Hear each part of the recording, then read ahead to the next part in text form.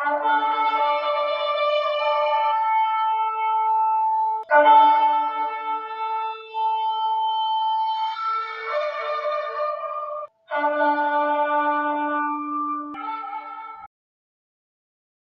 last episode of our What If God Did Not Create Man series, the kings of Nibiru were being deposed and political and civil unrest was gradually spreading.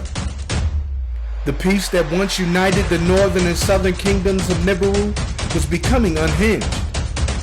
Blame was being cast at the feet of every influential figurehead on the planet. Suspicion abounded and no one was safe from scrutiny. The common denominator in all the ongoing turmoil on Nibiru was that the Anunnaki needed gold to repair their depleting ozone layer. The only way to obtain gold was by traveling to another planet in the universe where the precious metal was more readily abundant.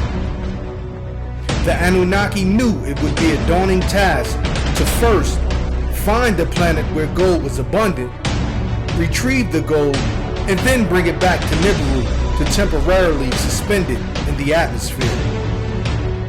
So, following the course given by Alalu, Enki and a convoy of 50 Anunnaki safely landed on Earth in the waters of what is today known as the Persian Gulf.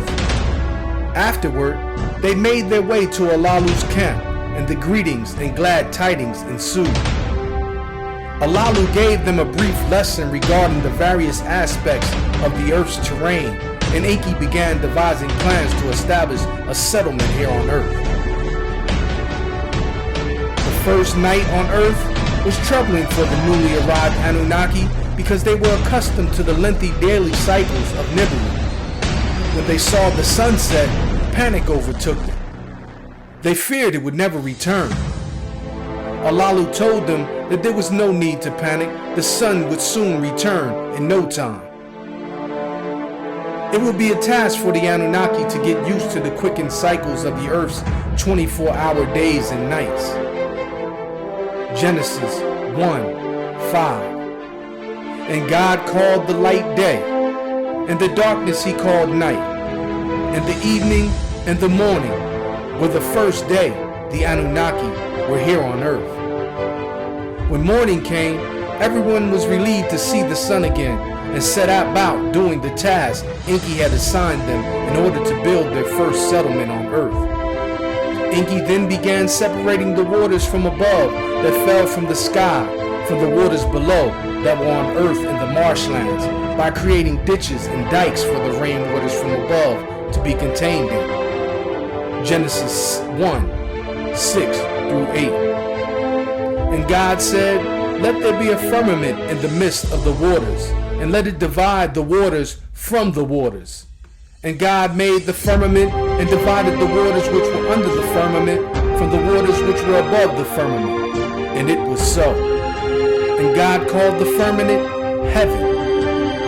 And it was evening, and it was morning, thus constituting the Anunnaki's second day on Earth.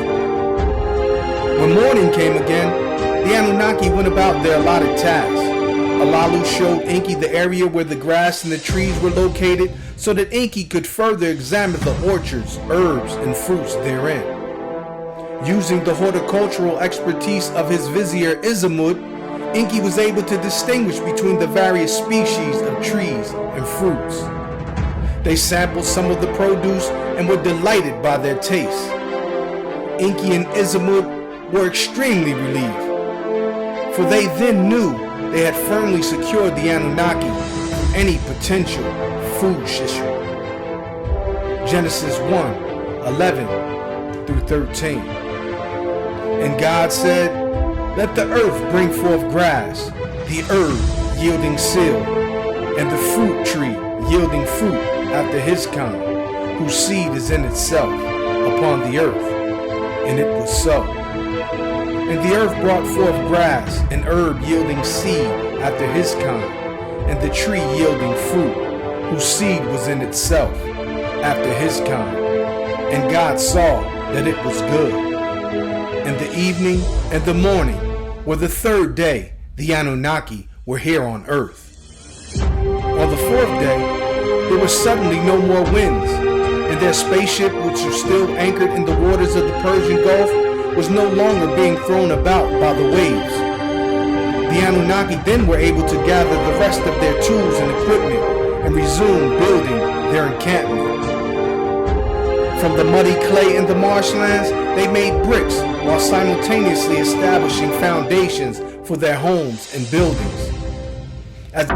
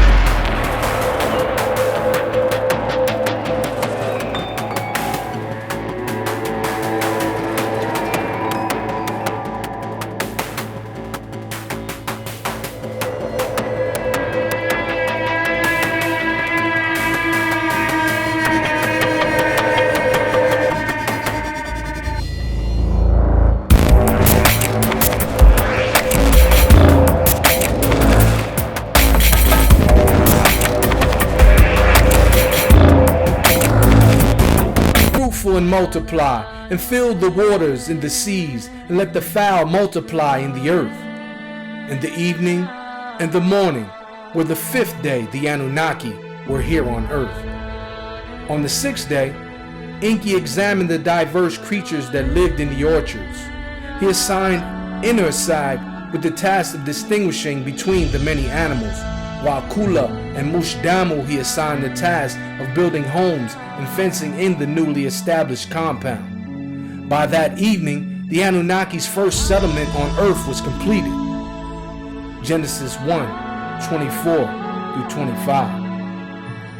And God said, "Let the earth bring forth the living creature after his kind, cattle and creeping thing, and beast of the earth after his kind." And it was so. And God made the beasts of the earth after his kind, and cattle after their kind, and everything that creepeth upon the earth after his kind. And God saw that it was good.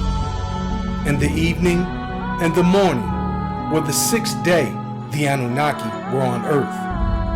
On the seventh day, Enki gathered all the Anunnaki and proceeded to issue his first public announcement. He commended everyone for their hard work and sacrifices during the construction period of their settlement, and then consecrated the seventh day as an official day of rest for the Anunnaki from that day henceforth. Enki then named their first city on earth Eridu, which meant home in the far away. After the seventh day, it was time to really get down to business. Gold was the top priority, and gold it was they were determined to procure. Enki and Alalu first examined the metal contents of the water and found it to be lacking in gold. There was plenty of iron and copper present, but gold was barely traceable. After separating the metals of the marshland waters for over a year, it was time to take a tally of their mineral extractions. It was then that they realized the amount of gold accumulated from the waters was hardly enough to send back to Nibiru. Relentless in their pursuit of gold, they decided to move the spaceship out into deeper waters in the ocean and see if its metallic composition would render more favorable results. Their hunch was spot on. This time, when they went to examine sea waters, there was indeed more gold present. The gold was actually abundant, and they hurried to extract it. Word was then sent back to Anu on Nibiru of their findings, and everyone was in better spirits. At the time, Nibiru was traveling closer to the sun on its 3,600-year revolution, and Anu decided that once it got close enough, it would be a good time to send someone to come and pick up the much-anticipated gold supply. Even though they were able to extract some gold, Enki wasn't satisfied with their results and wanted to ramp up production to obtain as much gold as possible before the scheduled pickup. He knew from stories relayed back on Nibiru that Earth contained huge golden veins, and he desperately sought to discover their whereabouts. Enki then summoned Abgal, and they took one of the spaceships and globe-trotted all over the Earth in search of those elusive golden veins. They probed the mountains, grasslands, forests, desert plains, and soils, scouring the land for the much-needed gold. Meanwhile, everyone back on Nibiru was growing restless with how long the procurement process was taking. The gaping holes in Nibiru's ozone layer were getting larger and larger, disrupting all life on the planet, and they needed a resolution fast. Matters had quickly escalated from moderate concern to an all-out crisis. In a state of panic, Anu realized they couldn't wait any longer for the gold. Word was immediately sent to Enki and the others that any gold they had accumulated thus far would have to be transferred to Nibiru at once, and not when Nibiru neared the sun and the other inner planets as originally planned. In haste, Enki and the other Anunnaki quickly repaired Alalu's spaceship and immediately loaded what gold they had for swift transport to Nibiru. Abgal was designated as the courier and delivered the gold to Nibiru as instructed. Upon the gold's arrival, everyone on Nibiru rejoiced. The gold was quickly smelted into dust particles and subsequently suspended in Nibiru's atmosphere. The once gaping holes in the ozone layer began diminishing, and everyone expected the climate and ecosystems to therefore replenish themselves as well. Unfortunately, as Nibiru got closer and closer to the sun, the mended holes in the ozone layer began to reopen. In an act of desperation, Anu abruptly sent Abgal back to Earth with a few more Anunnaki reinforcements, spaceships, and much-needed supplies to hopefully speed up the process. When Abgal returned to Earth with the new Anunnaki contingent and supplies, Enki and the rest of the troops were happy beyond belief. Unfortunately, Abgal also came bearing bad news.